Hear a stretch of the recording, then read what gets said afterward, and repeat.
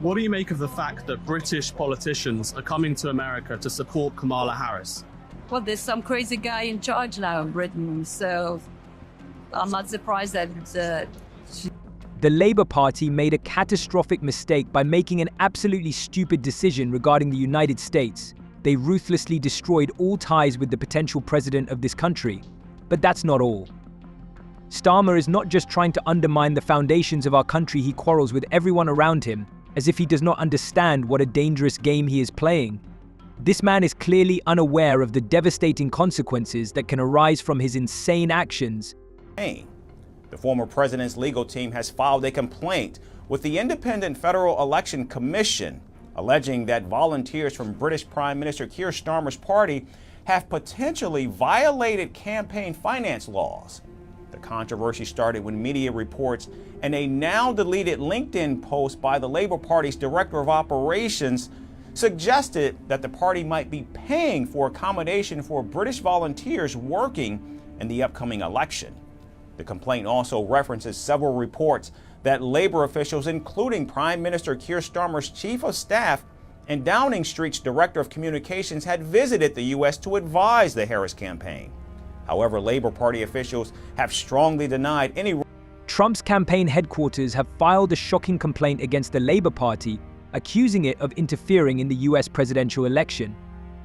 The Trump campaign claims that in recent weeks, Labour has actively recruited its supporters and sent them to key states to campaign for Kamala Harris and try to change the course of the election.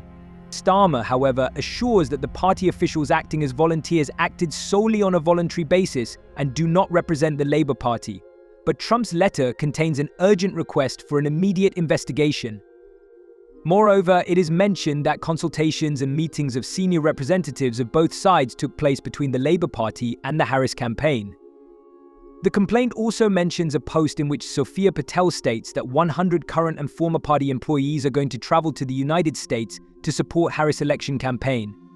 Yes, Kay, the Prime Minister's over here for the heads of government meeting here in Samoa. A big moment for this island nation, but the Prime Minister here wanting to build relations with 55 different delegations and various leaders from the Commonwealth, but indeed overshadowed by difficulties with another very special relationship, and that is with the US. Now, what's emerged is that Donald Trump's team has filed a complaint in the US accusing the Labour Party of interference in the US election campaign. That's because a number of volunteers, Labour Party activists, have gone over to volunteer for the Kamala Harris campaign, and that has been also overlaid with, as you were saying, the Chief of Staff, Morgan McSweeney, and the Director of Communications, both attending the Democratic National Convention over the summer.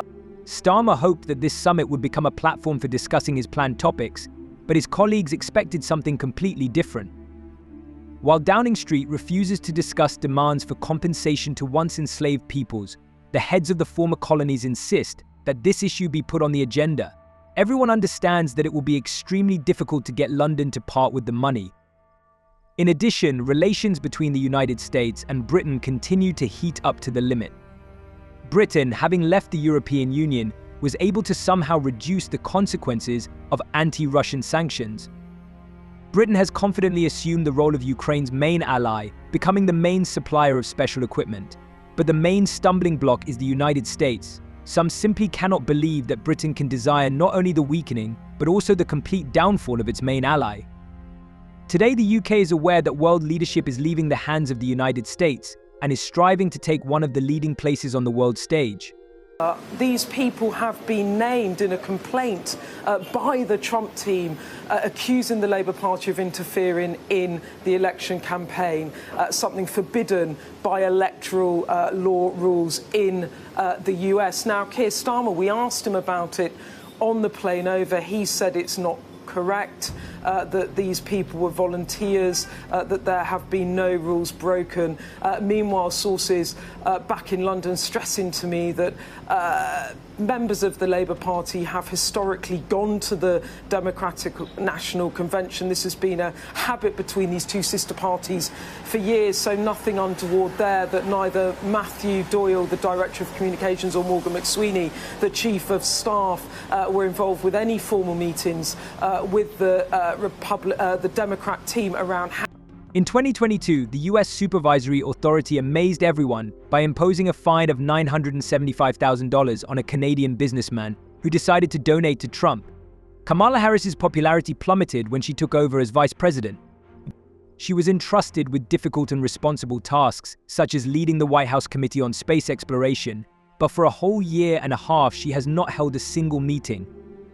Her attempts to deal with the crisis of illegal migration on the border with Mexico ended in complete failure, and it was Biden and other members of the administration who had to get out of this situation. She, like Biden, often finds herself in awkward situations. One day, while smiling and applauding the protesters in Puerto Rico, she didn't even realize that they were protesting against her. Unlike Biden, she doesn't have dementia, but it seems she's just not too smart. Harris has been repeatedly caught lying, and this is causing more and more confusion and disappointment. How is that?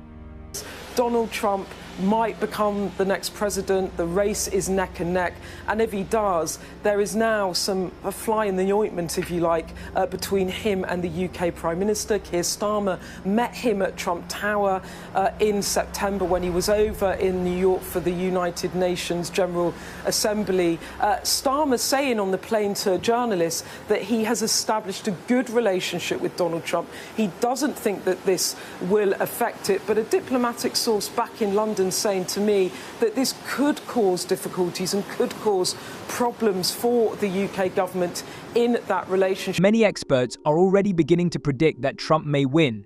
However, almost all of them note its unpredictability, which can lead to real instability in world politics. Trump has repeatedly stated that he has excellent relations with both Putin and Zelensky, claiming that he is able to arrange peace talks and put an end to this terrible war. But what happens if he fails to reach an agreement?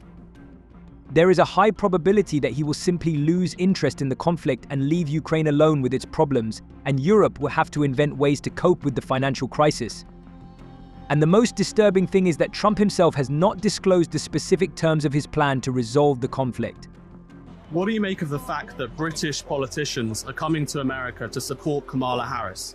Well, there's some crazy guy in charge now in Britain, so I'm not surprised that she's doing that. But this is all her last-ditch attempt to try to get support. She's going to everyone and anyone who will support her. She knows that people are getting smart. They're waking up instead of being woke. Big difference. I laugh at it. They have no business mixing into our politics, the same way we have no business switching to their politics. They have to do what they have to do, you know. It's politics. It's politics. You know, and everybody has to do what they need. Starmer is a truly complex and contradictory personality, full of paradoxes and unexpected twists. He constantly makes mistakes, such as when commenting on the situation with Israel and Gaza. His decision to allow the Labour Party to support its candidate Azhar Ali, despite his appalling anti-Semitic remarks, is simply shocking. As I understand it, he also associates himself with Mark Darcy. This is confirmed by his mug found in his former parliamentary office. The Labour Party has produced cowardly politicians like Starmer, Reeves and Cooper, who do not have clear convictions, but at the same time are confident that they can change the country for the better. Starmer is a traitor, a coward and a liar. If he had at least a drop of decency, we would not have witnessed his constant aggression towards the people, his receiving expensive gifts, and outright arrogance in lying. What do you think about it? You can write your opinion about this video. See you in the next video.